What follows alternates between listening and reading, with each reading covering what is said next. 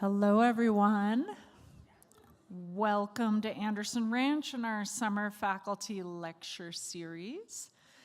I'm Liz Farrell, Director of Painting, Drawing, and Printmaking, and I'm thrilled that we'll be hearing from both Jasmine Wahi and Stephen Westfall this evening.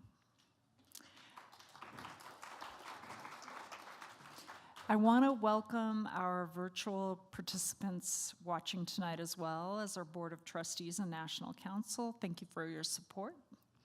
Before we begin, please take a moment to silence your cell phones.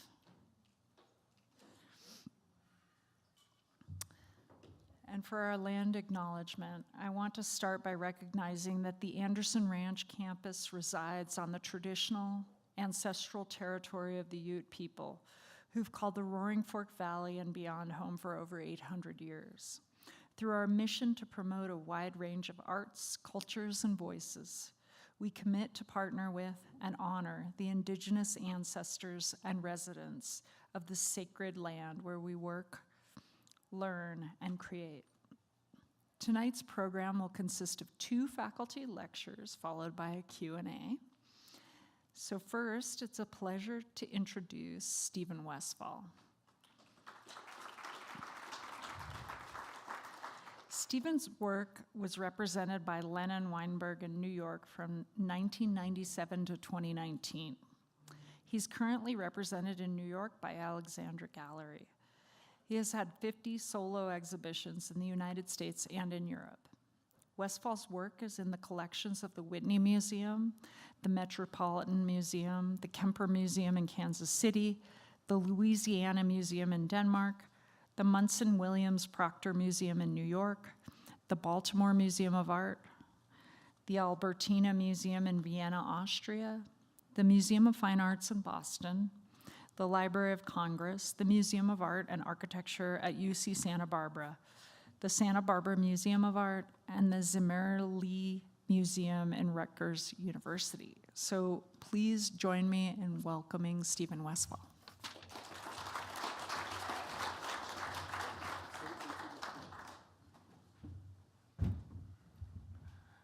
So I was just given a fob today that has the laser pointer on the fob, and I've never had this before in my life. It's who knew? But I have something like 70 slides, and I'm going to try to run through them in 20-ish minutes. So I'm going to talk really fast. I'm concentrating today, and you can all hear me, right? I'm concentrating tonight on architecture and my relationship to architecture. I think of myself as an architectural painter, that is to say, a painter whose paintings relate consciously to architectural space. And to begin, I'm got some pictures of Louis Barragan's, a Louis Barragan house in Mexico. He doesn't have any, he was a huge influence on my thinking about architectural space. When I was 12 years old in San Francisco, I would walk from Park Merced to the library in Stonestown and come home with Barragan, Corbusier, and Louis Kahn, because I couldn't get over it. And I didn't become an architect, partly because too much math, and I didn't want to work with plumbing. But color and space is something that I really wanted to work with, and I wound up doing it through painting, which I had no idea I was going to be a painter. I got to college and they said, "Have you thought about being a painter?" Which is sort of their way of tamping down my expectations on anything else. No, I hadn't. I didn't. It was like saying, "Have you thought about having all the candy you want ever, forever and ever?" So I turned to painting with a vengeance. But first, more Louis Barragan. I think about scale. Boy, I can hear this thing. Is this too loud? It's loud to me. I'll stay.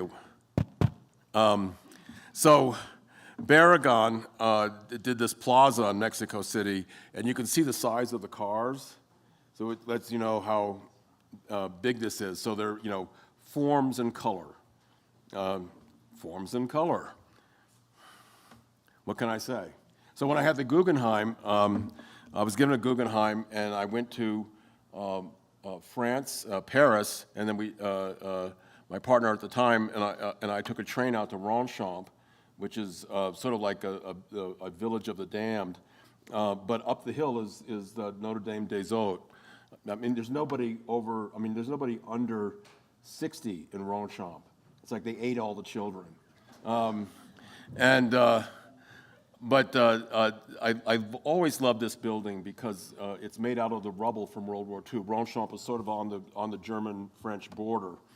And it's not heated, it's an open air, and it's sort of like, like a nun's habit. Inside, the windows project light. They're like sort of trapezoidal funnel frames, so the light expands as it comes into the space. There's no electrical lighting, all candles when the sun goes down. And then we took a train to Vence, Nice. We took a train to Nice, and then we took a bus to Vence, which is close by, and I visited the Matisse Chapel. So this was a dream for me, thinking about spaces. Now, I'm a painter on canvas, but I was curious about stained glass. This was 2007, and well, I'll show you what happened. And here's Louis Kahn. I've had the privilege of standing in this exact spot. This is, of course, the Salk Institute in La Jolla.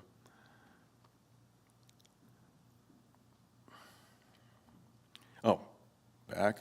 That's a building that Stan Allen designed, a children's chapel that was an homage to the chapel in Vence, in the sense that it's an open-air chapel, again, no overhead lighting. And he asked me to design stained glass for the front facade, and they put the cross on. I installed a cruciform, not a cross, in the back.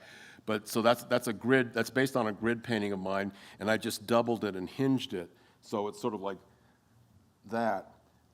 Being the book being one of the three Christian symbols, main symbols.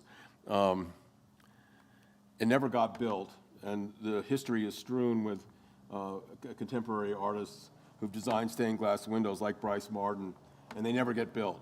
And in the end, we all get stuff built, and again, that's part of the story here. This is a Plains Indian corn husk bag. The geometry of Plains Indian parfleche corn husk bags and Navajo rugs have always played a big influence on my thinking about geometry. This is a painting called Miracle Mile, and it's 6 feet square.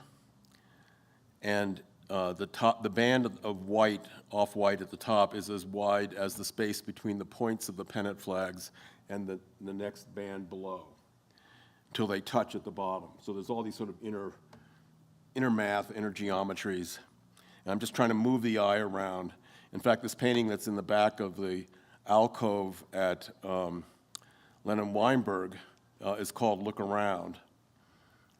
And that painting on the left is actually a rectangle that's foreshortened, and it's like Miracle Mile, but that's called Winslow. And that's where Daisy and I are headed after we spend some time here for the rest of the week. So who knew? So in 2007, there's this space called Solvent Space in Richmond, Virginia, was the space, and it was a public installation space. And they had artists like Polly Apfelbaum and Katerina Grossa and Corey Archangel all exhibited there. And I've been to University of Virginia a lot as a visiting artist, and they took me to Solvent Space, and when I got back, I had a dream. And I've had a number of paintings come to me in dreams. Even though I'm a geometric abstract painter, you would think that would, No, I dreamed about man's inhumanity to man, and, made a painting about that, but I have dreams about stripes. And I got up and at 5 o'clock in the morning, wrote them a letter saying, I want to paint the interior of Solvent Space, and you can get your grad students to work with me for credit, and I bet we could get Benjamin Moore to donate the paint. And they bought it, which was great. So here are the grad students. These are actually VCU grad students. And here's you make things like this so you get pictures like this, since it's all about scale. That's the, I don't use tape in my paintings, but I have to use tape on the wall paintings. It's a nice little illustration of that. There's the ultimate tape ball from the whole. So you can cut it open, it's like a geode. So this is 22 feet long and 18 feet high. And again, as you'll see in subsequent images, one of the reasons for doing the wall paintings is for scale. I don't have enough storage to do epic scale, abstract expressionist scale paintings like Norman Blum or something, but so I can do them directly on the wall, and sometimes I even get to leave them there for a period of time or indefinitely. But the thing, when they're installed, they become part of architecture. So the reflection of the pennant flags on the floor becomes part of the experience of the piece. They have ambient quality. So what they did was, over the course of a year, it wasn't planned. They left the door. This is the first time that they'd ever had a show where they left the doors open, like a boxy Easter egg, a Fabergé egg, right, that you could peer inside and walk around inside. And it stayed up for a year. The original plan was for 3 months. This to me is like an Antonioni still, but you get the scale. And this is it in perspective. So the hierarchical hieratic frontal geometry changes as you walk around it. And there's 3 rows in the big pennant flag painting, and there's 4 rows in this little corner over here. And I did that to sort of give us almost a perspectival sensation of a shifting in space. The further back you get, the more rows appear, even though you're not getting further back at all. So it's a kind of subliminal trompe-l'oeil or something. This is a painting called, the gallery, Leonard Weinberg Gallery mistitled this because they were remembering the John Brown hymn, "The Truth is Marching On," but it's actually, Albert Eiler's version of it is called "The Truth is Marching In." So that's a mistitle on that label, which I can't get off. That's a wall painting installed back in that same alcove where Look Around was installed. So I got the Rome Prize to study cosmatesque style of terrazzo. It starts in the 9th century with the Cosmati family coming over to Rome from Persia, from Constantinople.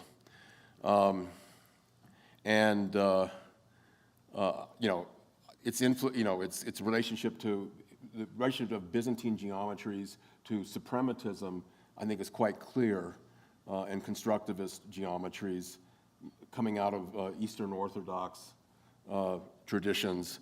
And so everybody else was looking up, and I looked up a little bit too, but I was the one guy at the Academy looking down with my camera, taking pictures. And of course, I'm very interested in ambient geometries and images. This is the library in Testaccio section of Rome by the great architect Libera. And one thing you have to know about me is I'm neurologically challenged on many, many levels. I don't want to run them all down, but it includes the usual panoply. I think, the thing about the bicameral mind, I don't think mine ever knit. So I have dyslexia, mixed dominance, ADD, of course, and synesthesia. So I actually wept openly when I saw this building. The 2 wings on the side, of course, are the stairwells. So those parallel geometries and overlapping just knocked me for a loop. And I couldn't, so I would just go back down and look at it for like half a day and then have some porchetta or something. Hello, beautiful. A vent. After that, that's like, okay, I'll just look at anything in Rome. So, a vent, click. A wall. Who knew? So Moretti is the greatest of those architects from the period of mid-century modernism that was first encouraged, then squelched by Mussolini. This is a movie poster. I thought, more to come on that. The Roman Soccer Club, Roma, the wolf, because of Romulus and Remus, of course. So it was 2009, 2010, the real estate collapse had happened. They didn't have any money to bring shows into the gallery at the Academy, so they asked Terry Adkins and I. We were the two sort of making artists who were fellows at the time to do like a 6-week show each. But we each had a week to do it. So I made these wall paintings, which you'll see, that these are these two verticals with the warning stripes. So I drive across the country a lot, and for years I would remember being behind vehicles with warning stripes. And I'm kind of a hammerhead, and I thought, ultimately, after several years of this, oh, those are paintings. I can make paintings out of it. And but what I did was I made them twins, Castor and Pollux, who are the two twins standing at the top of the Capitoline.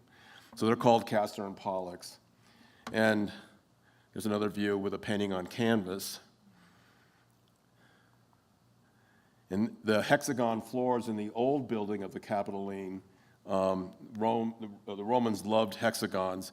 And so I combined the design of the floor with Ellsworth Kelly's beloved grid from MoMA, the black and white and color grid that was up for years in the lobby, and then they finally started rotating.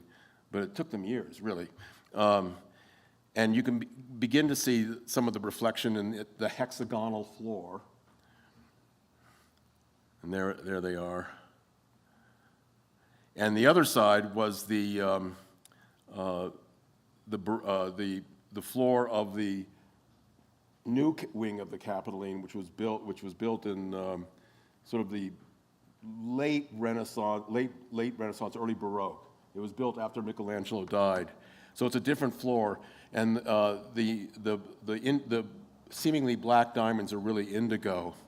And remember that movie poster with the star standing on the pedestal? There it is in a painting called Star, but with Westfall colors added.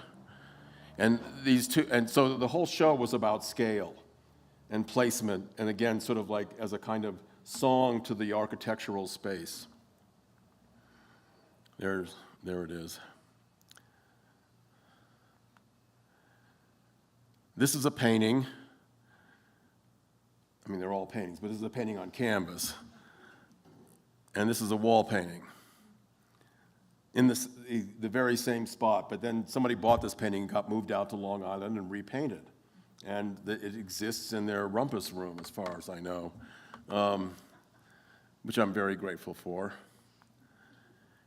In 2014, Art Omai has this installation space, and they invited me to do these large, to have a similar type show that I had in Rome. So these double oculi, this was called Oculus, I think. No, it's a god. I think it's Athena. Anyway, the open-eyed gods. The gods never close their eyes, which is why that concentric diamond is called a god eye. And that's Canterbury, because it's kind of a pilgrimage from one end to another. And I was thinking of the white spaces, which are not white. They're a color called distant gray on the Benjamin Moore chart. Benjamin Moore interior latex paints are light fast for 20 years, and beyond that, nobody can make any predictions. So it wound up being it's been a nice relationship with them. But I thought of the white spaces as like the dancers in Matisse's Dance at the Barns, the dance murals, these sort of geometricized negative spaces that become positive. And also in the last bathers of Cezanne, they become very, very geometric, the figures. Here's the other end of Canterbury. So it's 50 feet long. And then you get stuff like this happening, which is, for me, what it's all about. The ambient pickup of pattern and color.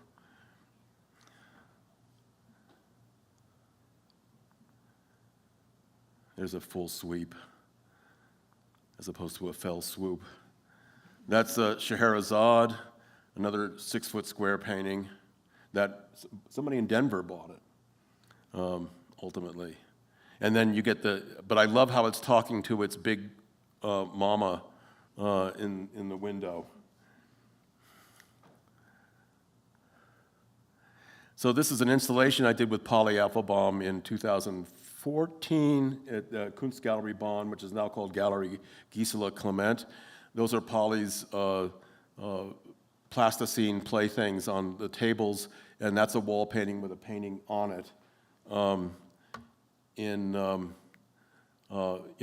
Of mine, and the painting's on mine. I'd never put a painting on the wall painting before, and I loved what happened. And so, once again, the painting doesn't have any tape. The wall paintings can't be made without tape. But the sense of I'm very interested in the even planarity, the evenness of the color, which goes back to icon painting.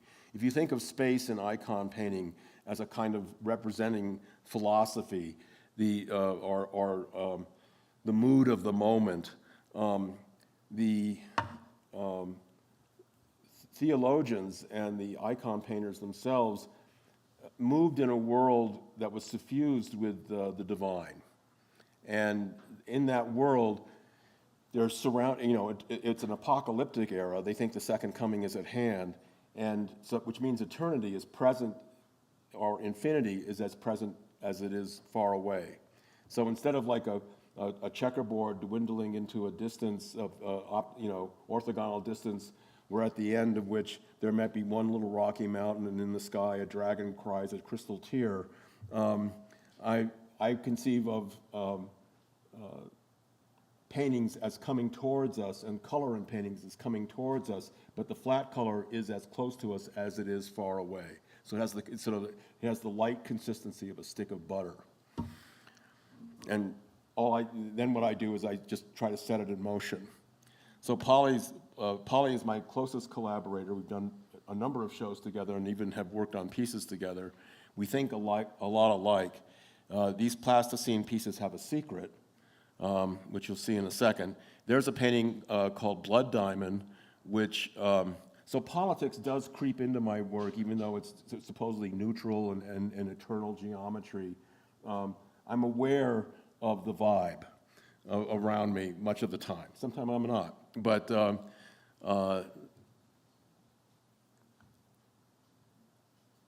that's the shot of the room, and that's a painting of mine on the right.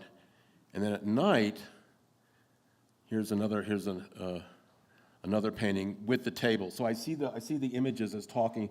I see paintings as figures. Amy Silman once wrote about my work that Westfall paints paintings of paintings the exact size of the painting being made. And when I read that sentence, I just fell over, because that's exactly my thought. Paintings are things in the world as much as a telephone, a tree, a mountain range, and I'm painting those paintings, and that's perhaps why I occasionally dream about them. So at night, that's what happens with Polly's plasticine. So we turn off the lights in the gallery, and Gisela would say, "They're going to party." And weirdly enough, we'd come back the next day, and there'd be more of them. Not true, but I promised I'd have some of a window corner from Mary Coulter's great architectural masterpiece, the La Fonda Hotel in Santa Fe. Again, I love vernacular architectural ornament, fixtures. This is a door in the governor's palace, the governor's residence in the Rio Grande Valley.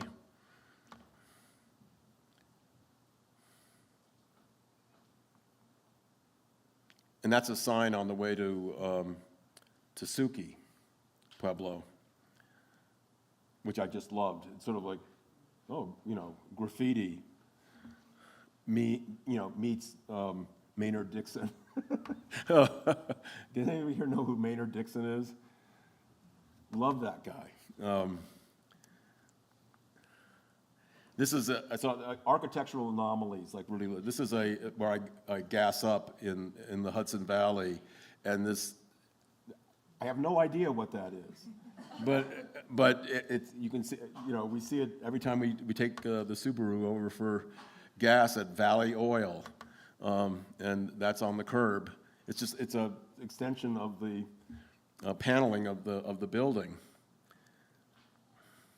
So one of the things I did was I made a farm stand, which is sadly, and it was up at Art Olney for a year, but it just fell apart. There were no plans for it to be in a permanent collection, unfortunately, and it wasn't very well maintained.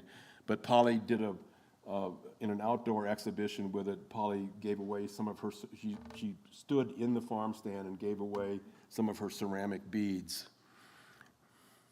And of course, I found a company that made pennant flags and put pennant flags around the top of the farm stand. Those are tomatoes that you can get in the Hudson Valley. And I think of color as being something edible. Also in 2014, I went to Oaxaca, to Teotihuacan, with the Jimenez family to make these rugs. And then I showed them with Polly's beads in Wisconsin. This is the McNay Museum in San Antonio. And you work all your life to get a shot like that. You'll note that I haven't come back to stained glass. I will. This is UC Santa Barbara, where I matriculated, and then they asked me to paint this wall, and it's up permanently. It's on their Christmas card. And people like Reese Witherspoon have had their pictures taken in front of it.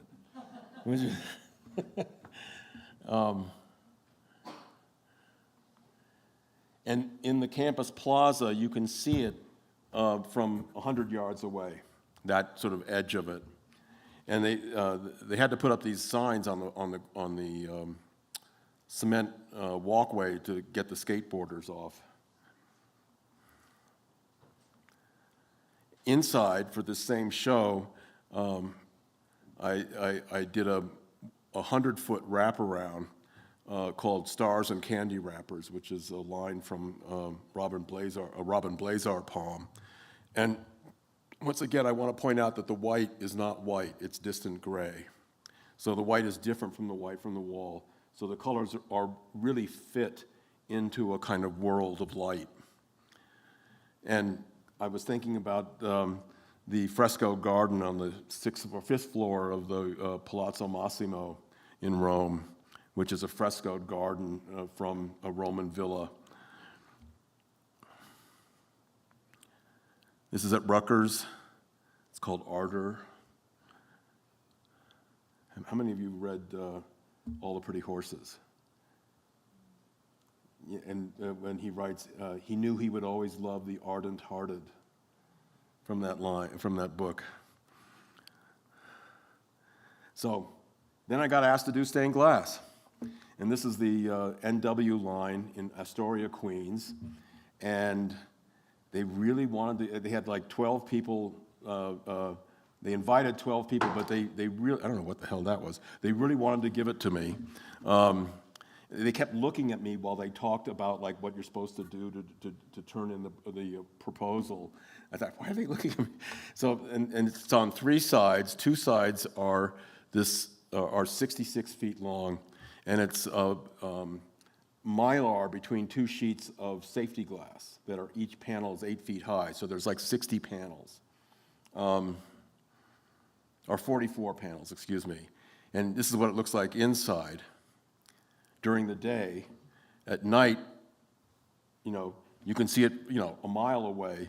The neighborhood is crazy about it. One of the reasons why they're crazy about it is I sold it to them as being about Greek heritage, because it's called Parasma 1, Parasma 2. It's a Greek neighborhood. Parasma is the Greek word for passage. So it's like, what I did was I took Canterbury and mirrored two sides, then flipped the mirror 2 sides, and extended it so that you had the sense of 2 directions, like people getting on and off the subway. And so I sold abstract art as being cultural heritage, which is these days maybe you have to do. And that's Doppelganger, which is a version of the Oculus, the double diamond Oculus that you saw. And that's the double eyes, of course, are a reference to, of course, you would know this, they're a reference to the eyes of T.J. Eckelberg in what's the great Scott Fitzgerald? The Great Gatsby. In The Great Gatsby, the eyes of T.J. Eckelberg are the glasses that they're a substitute for the eyes of God. And that's inside in the waiting room. One thing happened, an insensitive station manager posted with tape a schedule change, and somebody from the neighborhood ripped it off, went into the ticket taker's booth and said, "Would you put this on the Mona Lisa?"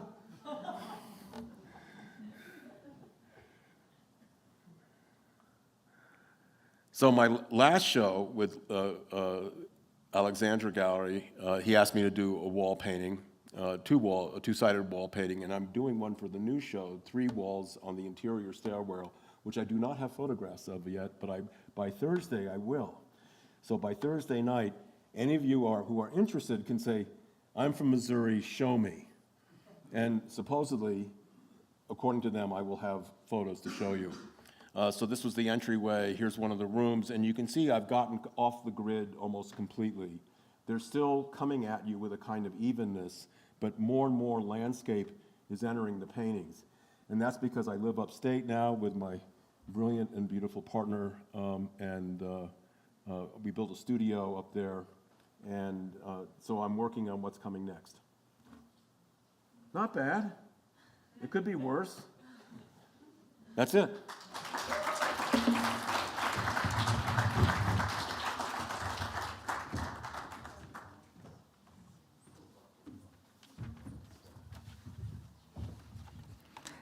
Thank you, Stephen. So it's an honor to introduce Jasmine Wahi.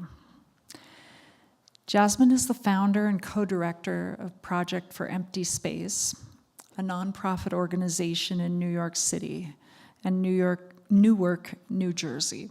Her multifaceted curatorial practice predominantly focuses on issues of femme empowerment, complicating binary structures within social discourses, and exploring multi-positional cultural identities through the lens of intersectional feminism. In 2023, she was honored by the Metropolitan Museum of Art for exemplary social impact work.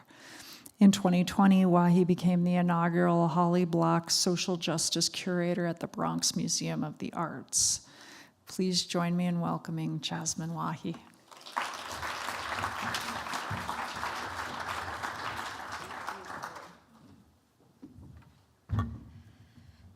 Well, I gotta say, that was a pretty tough act to follow, particularly as a non-maker of paintings or objects. But thank you so much for sharing, because that was enlightening. I learned quite a bit about your practice that I didn't know already. So I don't have really specific images that I'd like to talk about, because I want to sort of spend half of my time invested or multi-hyphenated. But in my heart of hearts, I'm a curator, which means very many things to different people, and is sort of an ambiguous label these days.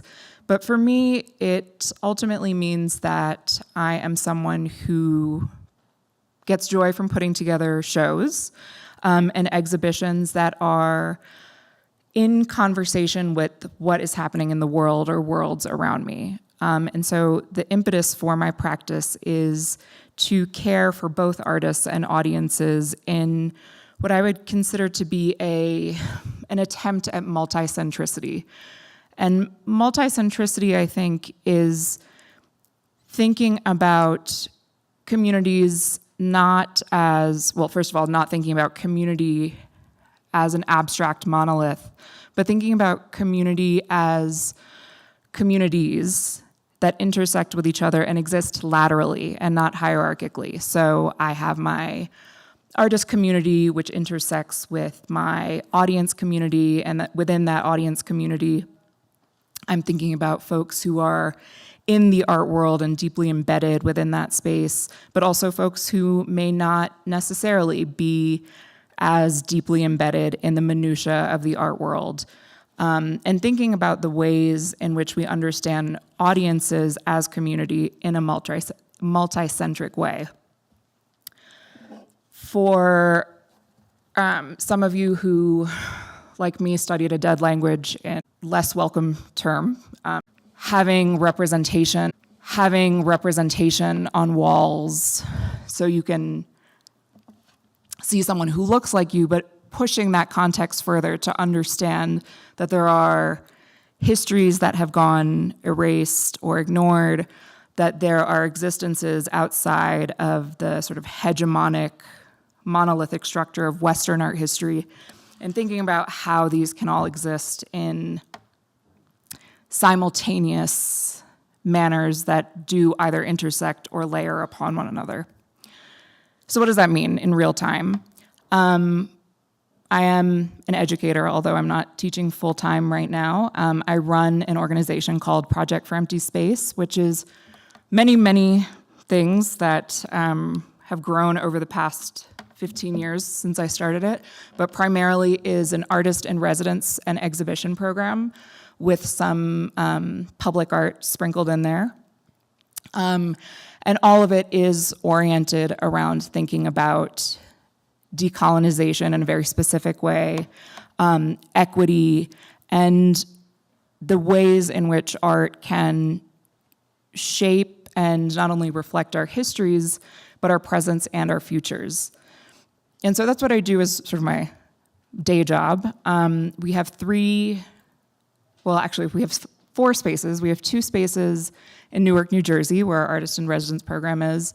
And then we have a space in New York City that is dedicated to artists who are interested in creating potential futures as experimental and mostly installation-based practices. And then we have what you see here in this picture, a 4th space that is a gallery space on wheels that is right now in our Newark, New Jersey parking lot, but is a project called Body Freedom for Everybody, which is an exhibition about bodily autonomy with a specific focus on, I'm sorry, I've been talking all day, I'm very out of breath, is a project exploring reproductive justice, queer liberation, and trans joy. So I am the current administration's absolutely favorite person in the art world right now. And it is an ongoing project that includes, I think, 126 artists.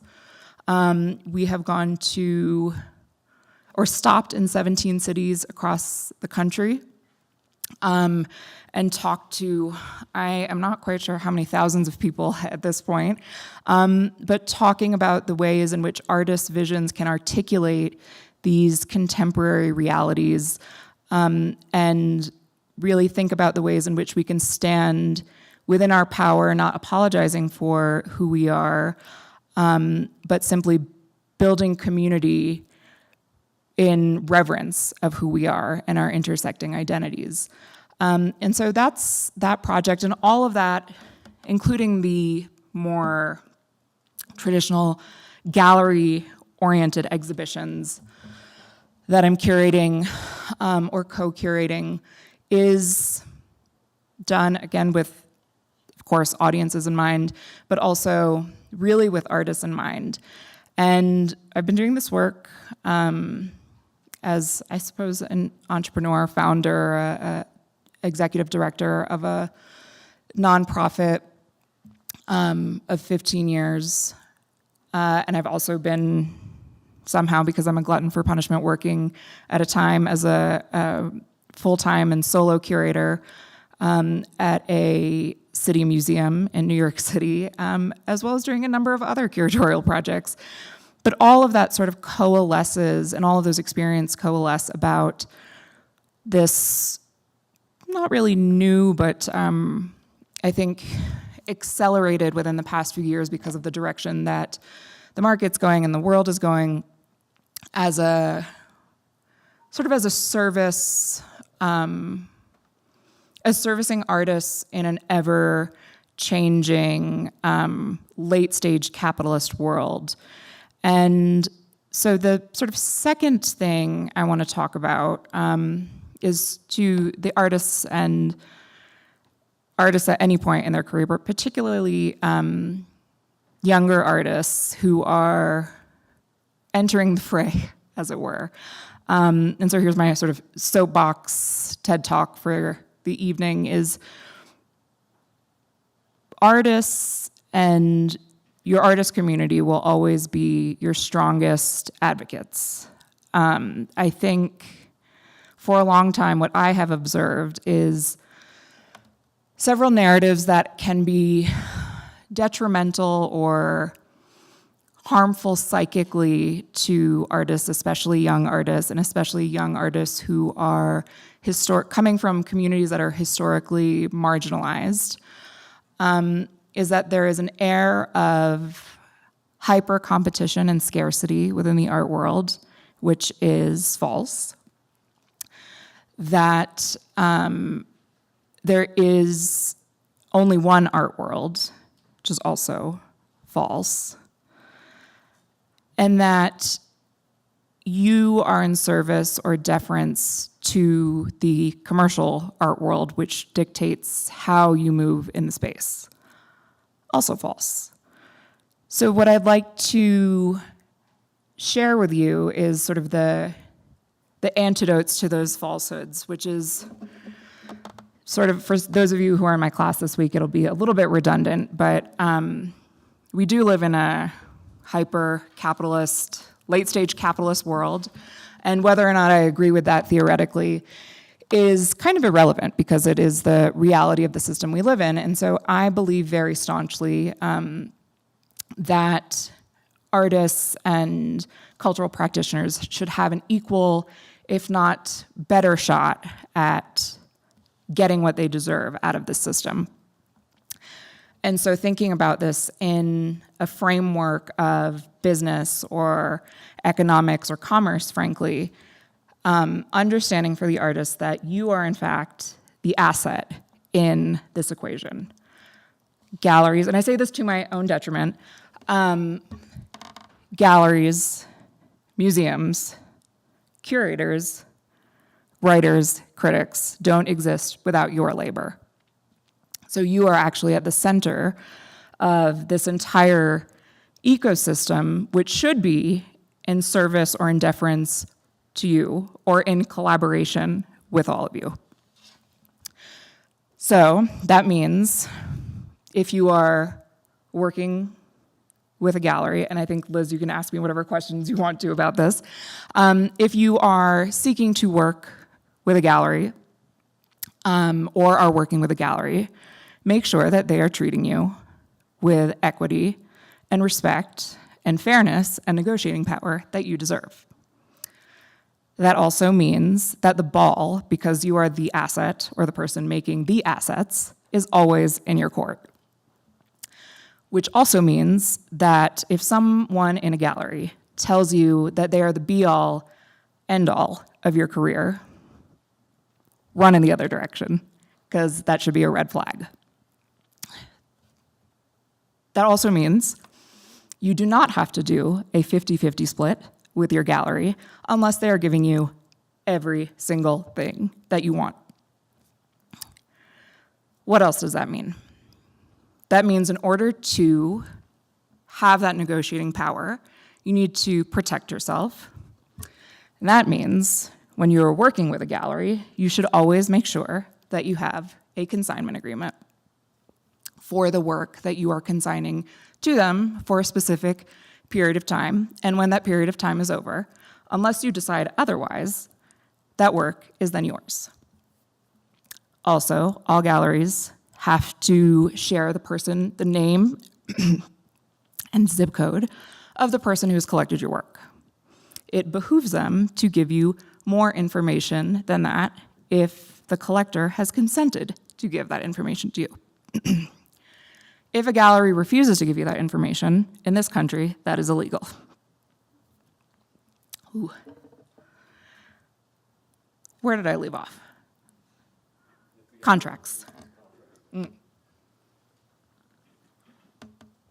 You have the wherewithal, although there are not really legal infrastructures in this country yet, although there are in Europe, to incorporate certain things into your sales contracts that protect you in the long run, that prevent people from doing things like flipping your work without your consent, putting it on the secondary market without your consent, or generally doing things that do not benefit your practice without your consent. Other pieces of advice I can give you is that you always own the IP of the image of your work. So even if a person buys your work, they don't actually own the image rights to it and need to get permission when, when they would like to use it again.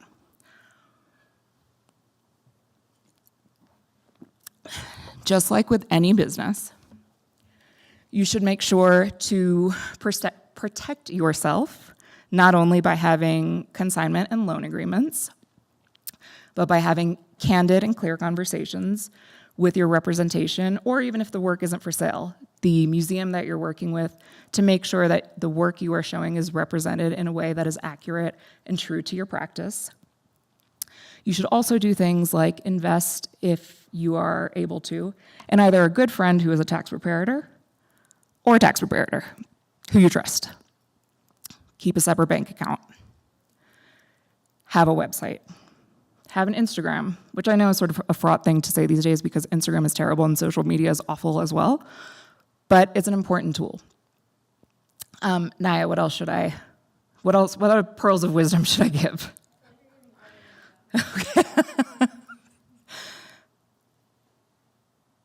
I guess the other thing that I will say, because I don't think I have very much time left, is to go back to sort of the beginning about my interest in community and decolonizing the art space. And I guess I should say demystifying or creating some semblance of transparency is talk to each other, because you don't know what you don't know, and your fellow artists or cultural producers will give you better advice than anyone else in the art world can, because no one else knows artists like artists.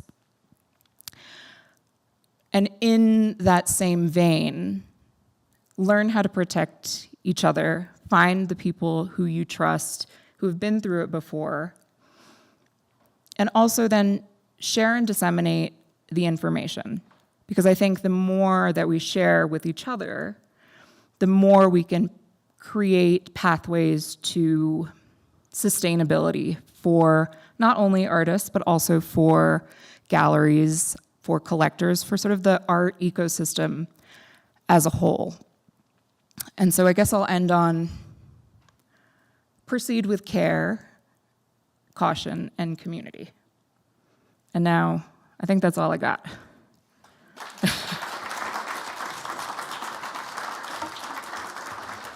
Thank you so much, Jasmine.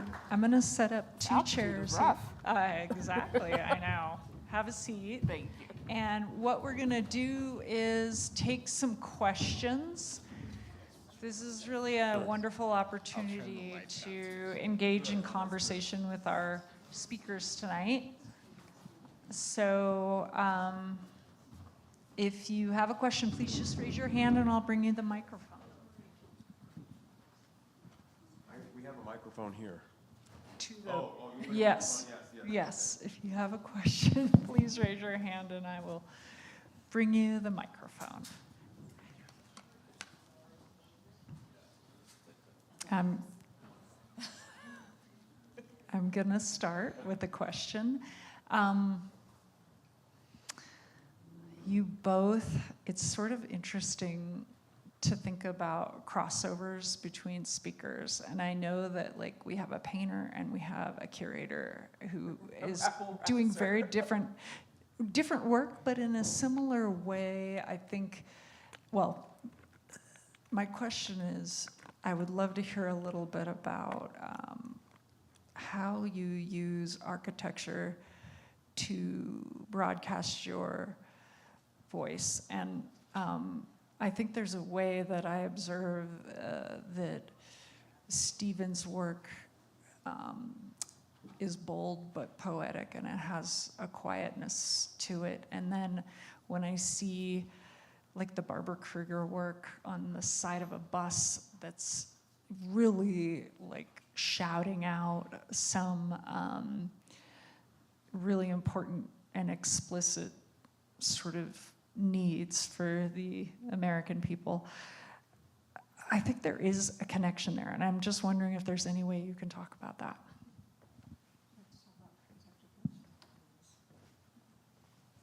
That's a good segue. I think architecture brings people together and sets people moving. And my work seeks to stand with architecture in some way, and not disappear into it, but also to kind of follow it, to enhance it. And if people hang around and contemplate, even, I mean, a painted canvas is a thing, but in my work, hopefully, people really see it as a thing with a capital T, like an enhanced noun. And I think that kind of awareness is maybe preparatory for some of what Jasmine is, seeks to take the reins of that sensitivity towards space. So the subway stained glass, really sought to sort of echo and dance with the movement of the people who may not be aware of how they're moving. And a lot can happen with, once that awareness is triggered, a lot can happen in terms of exciting maybe an extra sensitivity to the social questions which are asking for our response. Mm-hmm. And maybe I can give that back to you. Yeah, I was, oh, wow. Yeah. I was actually, when you were showing the subway piece, which I've seen actually quite a bit in the quarter of a century that I've lived in New York, that it prompts a kind of public choreography, which I think is really beautiful as a communal statement, because it brings people together in a way, and it really quite literally and physically creates a prompt for a type of movement that, yes, it's transit, it's utilitarian, getting from one place to another, but I think having a sort of linchpin brings, a visual linchpin brings people together, and as you were mentioning, in a way that is cultural heritage, even if it wasn't necessarily in the way that you were initially intending it to be. That intervention into public space becomes the heritage of that space. More aware of the heritage of the neighborhood Mm-hmm. by arguing for the piece. Right, and I think also what you're doing is you are creating a new lineage through that intervention that is specific to that neighborhood. So while historically and generationally may be Greek American, now you've introduced a new element into that heritage identity that is really specific to that place and this time, which I think is history making, right? It's like the living archive of that place's history. Yeah, and I think, demographics change, too. Mm-hmm. That neighborhood will not always be Greek American. And one of the wagers of abstraction is that when one kind of context changes, there's still a formal force that survives that and raises perhaps new questions as new contexts outside of the control or the purview of the original intent of the image arise. Yeah, and I think with our truck that also, I guess it's a type of moving architecture, but similarly, yeah, I guess it's literally a gallery inside of a box truck, which is a harrowing tale of how that happened, but a tale for a different time. But it functions, I think, or I like to think that it functions in a similar way as something that prompts, that is a prompt for the way people are thinking or feeling community, the people who witness it or even participate in it. There are 2 participatory projects inside. And so it's chronicling a moment through the documentation of this process. It's a living thing, and also hopefully something that informs the future. And it is a bold, although not necessarily personality-wise, her artwork is bold and bombastic. Barbara Kruger, who was so generous in essentially donating this truck wrap piece to us. And it's bold intentionally because it's meant to be sort of, I'm using this term in an intentionally facetious way, but it's a dog whistle to people in my community. So it's not, the purpose of the project isn't to justify the existence or belief systems or rights for people to other people who don't believe in them. It's simply to say that we are here and we're existing proudly, and we will continue to be here. And if you feel like you need camaraderie and community, then please come, then you know this is your bat signal or your dog whistle to know that there are others of us who exist with you. And now we are not just in the sort of digital space, but we're in the physical space as well. And so in that way, I kind of think about that as a sort of mobile architecture of care. Stephen, so I was intrigued because at the beginning you said you didn't become an architect because, forget the plumbing part, that you weren't into math. But then I look at your work and it's so geometric and obviously, and I was just wondering, you'd started this work before, well, are computers at all involved now in the design of your work, or have they ever been? Mostly no. Mostly. Some of the projections for the subway were done on Illustrator, but they came out of designs that I had extrapolated on grids for previously existing murals, and then of course they were changed and moved around by the computer allowed me to flip the design and put them end to end and then flip the ends. So it creates a completely different design when you do that. And so one street has one and the other street has the other, the east and west, I guess it is, by my calculations. And then the south has the Doppelganger. I do everything by hand.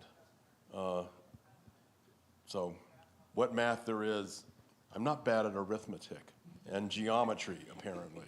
It was Really good at geometry. but it's all about color, basically, and I'm seeking ways to distribute color as a presence, and color and light. And driving in the Southwest has a lot to do with that. I had one of those moments of clarity thinking about the billboards on I-40 between Winslow, what's the name, and Jackrabbit. And that you can see the billboards from like 10 miles away, and you get up close and they're bright colors, but the colors have faded in the sun.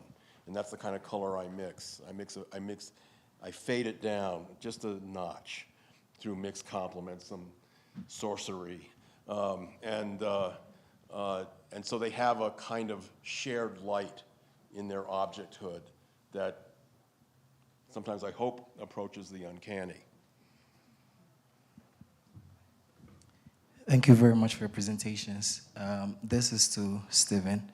You mentioned that some dreams form part of your work. I want to know how you interpret these dreams in the forms and the shapes you create. How? Yeah. Well, sort of like what I did with that, the one that I mentioned. I have a painting in the new show that opens in September. Hard plug, Alexander Gallery, 25 East 73rd Street. On view September 4th, but the opening is September 18th, 5:30 to 7. I'll be there. And there's a painting that I dreamt outright of a kind of geometric figure with narrow rows of bending rows of diamonds that are like a kind of forest light. And it was a dream. What can I say? I don't. It's not much more of an extrapolated process than that. Sometimes I can do it, sometimes I can't. I dream about paintings. I don't know why. I dream about a lot of things, but some of my most pleasurable, and I dream about rooms. So spaces are integral in my dream life, and we all dream, and if you've never kept a dream journal, I highly recommend it, at least for a while. I think every artist should, for a brief period of time, at minimum, engage in keeping a dream journal. It's amazing what happens. Thank you. I have one last question to end on, and it's for you, Jasmine. It's been really intriguing to hear about the creative process and how ideas emerge for Stephen and for you. And I'm curious, I heard you speak here at the ranch last spring, and a lot has changed in the world that impacts perhaps your mission. And I'm just curious how the dire sort of urgency of the work that you do has changed the way that you think about it, and maybe just talking about where you're at now versus 6 months ago, because it was literally maybe 6 months ago that you were talking, and I feel like so much has become so much more crucial and frightening. Yeah, I'm sure it has changed on maybe a more subconscious level, but I think it sounds like a really dive into sort of like grim parts of my psyche, but I think in many ways I anticipated the moment that we're in right now. Maybe not to the degree. I didn't anticipate this level of fuckery so soon, but I think I knew it was there and coming, and it also, to be totally frank, has always been sort of bubbling under the surface, depending on your sort of positionality in the world or your vantage point. You've either been aware of it or you haven't. So I don't think so much has changed for me contextually about the world, although it does feel more dire because things are happening at a very accelerated pace in ways that feel very threatening to me professionally and on some level personally. But I think in anticipating it, I have been a little pig-headed in thinking that if it gets worse, then I will just lean in harder. And I do, when I talk about sort of a scarcity mentality amongst artists, I think it's something that I have to apply to myself and sort of to society writ large, because the concept of scarcity or loss, I think, and it sounds very woo-woo to say this, but is a frame of mind. But there isn't anything that's actually, besides, I suppose, being dead, isn't anything that's actually terminal. So if things go awry for me professionally, or we lose our tax-exempt status or whatever it is, then I'll continue to do the work, and it will be really a pain in the ass, and I'll probably be very upset about it, but I'll pivot to it because I'll pivot in a way that I can continue to make it happen, because I'm really like very committed as a life practice to this work, and I feel like we started our organization with about $6,000 that we crowdfunded, and I took out massive amounts of loans to sort of finance this nonprofit dedicated to social justice. And we didn't really get anywhere with funders until there was sort of a great awakening moment in 2020 and 2021. And so I'm sort of used to operating on a shoestring piece of floss, I don't know. But I figure I've gotten this far as a curator and someone who's advocating for equity and reframing within the art ecosystem. So like, I can just keep going. And you know, whatever happens, happens. We just pivot and adjust. You know, I think as a woman or a femme of color, it's sort of part and parcel of existing in the world that you compromise and make adjustments and are fluid. Can you talk a little bit about, Jasmine, the pivots, adjustments that you've made in this period, compromises? Yeah. So, as of right now, we haven't made a lot. We went through a sort of moment of reckoning maybe in February about like changing all the language on our website and like rewriting my bio and not saying social justice. And then I saw the list that came out that was like, don't say woman. And I was like, you know what, fuck this. Like, also, all you have to do is like go to Google and like, I can't hide it. I can't hide who I am. I can't hide who we are. I can't hide the work that we've done. And frankly, I don't want to. And so we haven't actually done a lot of pivoting as far as the way we are public facing. I think we've made certain decisions about how when we apply for opportunities, grants specifically, I'm just being totally candid, like when we're applying for funding, we understand that there is a particular rubric now that's in place, and so we adjust our language to accommodate that and understand that the way that we operate may not be as loud and bombastic and direct as it was, and now we work subversively. But like as far as really shifting who we are or hiding who we are, I think it's kind of it's a lost cause. And then the other things that we've started doing are some reframing of budgets so that like when push comes to shove, if it all really falls apart, we have something to fall back on. And so it's really, I think for us, a consideration of pragmatic preparedness. And, you know, like with contingency plans, like, okay, if you lose your tax status, then does that mean you become an LLC? Do you become incorporated? Do you shift over to having other means and streams of revenue that aren't necessarily grant or philanthropy based because you don't have the ability to do that? These are all things to think about, and I think, and you know, I'm saying it here like very calmly and without anxiety. They're extremely anxiety provoking, but I think at a certain point you have to be like, okay, either you can be paralyzed by the anxiety of the moment, or you can like have a cry in your bathtub with a glass of rosé and then like put on your big girl panties and keep doing it, because what else are you gonna do? So that's a very long answer, a long way of saying we actually really haven't done anything to change. Still she persisted? Still she persisted.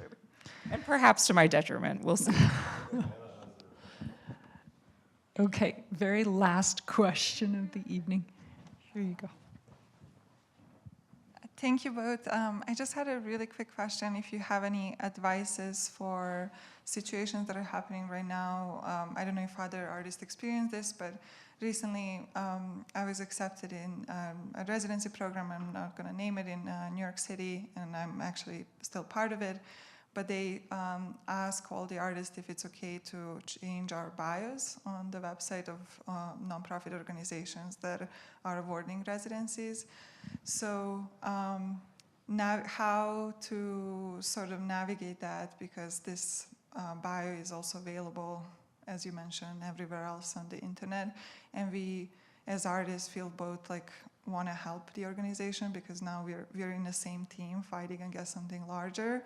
But at the same time, it's sort of activating a wording that is not the wording you know, everything is now problematic. And I was talking actually this week about how major organizations in New York lost funding because they use word experimental. They did search for all the 100 words that were on the New York Times list, but experimental wasn't on the list, and they all lost NEA grants this year. So I think that these words are continually growing, so it's almost like endless loop. So how do we navigate these conversations, if you have any advices on that?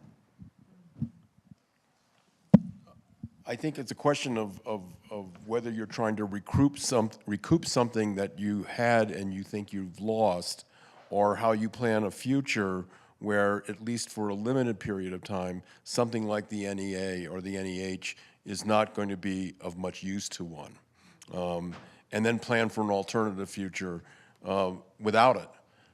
There are other funding organizations that are not beholden to this government, this provisional government, we hope, in that way. I say this as a 3-time NEA recipient, and I would not be using my time right now going forward to apply for something like the NEA, anything that comes from the federal government. I'd be looking at alternative institutions, support institutions. And at the state level of certain states, at the level of the Guggenheim, the Tiffany you have to be nominated, some of these things you're nominated anonymously, but and organizations like Abron's Art Center. I mean, what's really tragic is the art show, which supported the Henry Street settlement, was just recently pulled, and that's a more of that wasn't about politics at the level of ideology. It was about economics, which is also politics. The art fair was becoming too costly, and but that's how the Henry Street got the majority of its funding. So what happens, I don't know, but there are people at work, and there are people at work I would say Jasmine is involved with repair at this moment, reparative project models.